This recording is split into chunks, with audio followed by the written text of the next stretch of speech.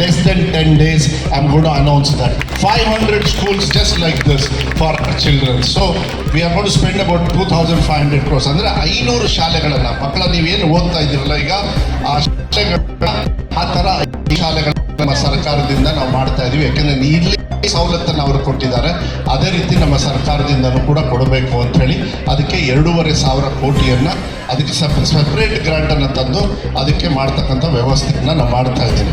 ಆದರೆ ಮಕ್ಕಳ ಕೇಳ್ಕೊಳ್ಳೋದು ಇಷ್ಟ, ಯಾಕೆಂದರೆ ಅವರಲ್ಲೇ ಓದಿದಾಗ ಯಾವ ರೀತಿ ಇತ್ತು ಗೊತ್ತಿಲ್ಲ.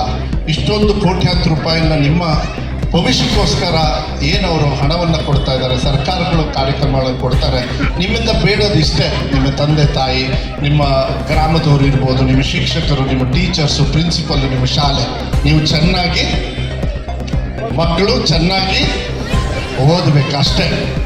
ನೀವು ಅದೊಂದು ಮಾಡಿದರೆ ಈ ಎಲ್ಲ ಕಾರ್ಯಕ್ರಮಕ್ಕೆ ನಾವು ಕೂಡ ಬಂದು ಏನು ಒಂದು ಕೆಲಸವನ್ನು ಸೇವೆ ಮಾಡ್ತಕ್ಕಂಥ ಕೆಲಸ ನಮಗೇನು ಇವತ್ತು ಅದಕ್ಕೂ ಕೂಡ ಗೌರವ ಕೊಡಬೇಕಂತ ಹೇಳಿದರೆ ನೀವು ಚೆನ್ನಾಗಿ ಓದಬೇಕಾಗತ್ತೆ. ಬಡತನ ಇದೆ ಅಂತ ಹೇಳಿ ಏನು ತಲೆ ಕೆಡಿಸ್ಕೊಳ್ಳೋದು ಬೇಡ. ಹಿರಿತನ ಎಲ್ಲಿದೆ ಅಂದರೆ ಅದು ಶಿಕ್ಷಣ ನೀವು ನಿಂತಾಗ ನೋಡಿ